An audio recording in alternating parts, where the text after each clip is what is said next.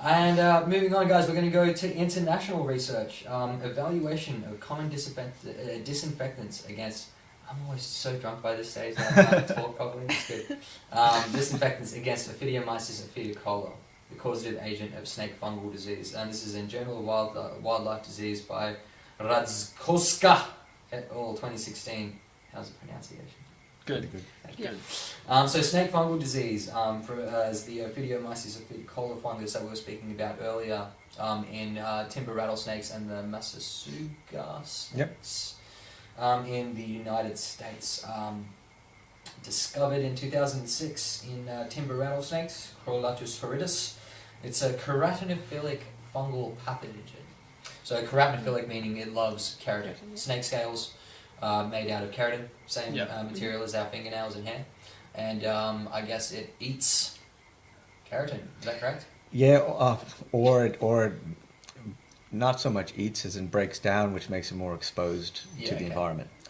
So not entirely sure what Whether causes it's a it. digestion or just part of its natural biology and So occupation of the keratin? yeah, Breaks it down. so if it breaks it down, it makes them more susceptible to secondary infections as well, because skin is, it does, and destroys it. Yeah. So it what are the actual symptoms of it? Do you know? Horrible symptoms of Scale rot. well, not so much as in it basically does lead to eating away of it, so you end up with these giant ulcerative lesions with crusts and that are often full thickness and leaves exposed, and that's where they die from secondary infections usually. That sounds like fun. No. Scab, skin nodules, discdisis. I just have a big note here saying mortality. Basically, the study here by Radzkowska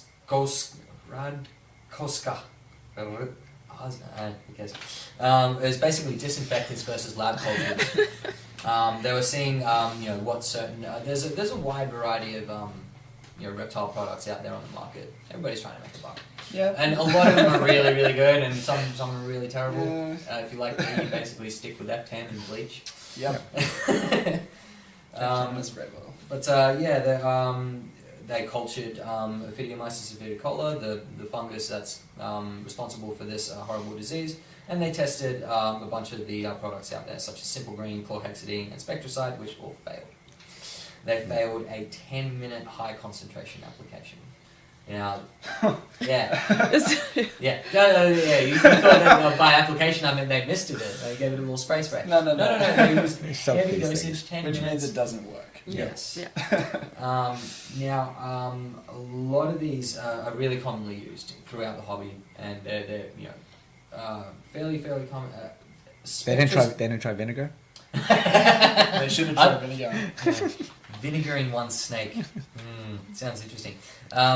Now, Spectracide, which was one of the ones that failed, this is interesting, has been environmentally used for disease control in crops since 2006.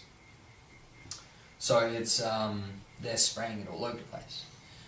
I guess there's no conclusion or connection or correlation here that's been confirmed or anything, but I guess the idea is if you're using things for environmental level, disease management, there's going to be a greater chance for those diseases, there's going to be a greater selection coefficient for those diseases to come back. And when they come back, they're going to come back stronger. It's like resistant strains are going to come back if you're pumping that much of them into it. I guess the inherent is, resistance is also part of it. Fungal organisms they've always been very difficult to treat because of the way they just don't die. Yeah, they don't.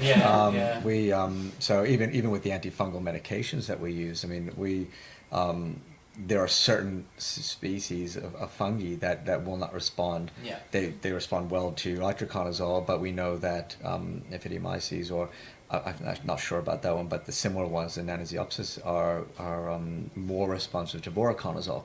So it's a same class of drug, but just different. But in this case, they had no response to, I believe it was itraconazole, but the voriconazole we've got some response to. That was in bearded dragons, but so some subtle biochemical change in two different products Yeah. that are used for the same thing. Yeah, and so yeah, we have to, and that's why culturing and culture and sensitivities are so important, because Yeah. once you find out what it is, it's not just a fungi, it's which fungi, and then is it sensitive to that? Because if you start using the ones that they're mildly sensitive to, it's going to select for the things that are more resistant. That's Yeah. and bacteria, that happens very, very quickly. And we don't have that many antifungals at our disposal. Yeah. So yeah, we're I guess the turnaround is should you even try to use something as an anti-fire, a fungal or a cleaning product if it's being used environmentally in the first place?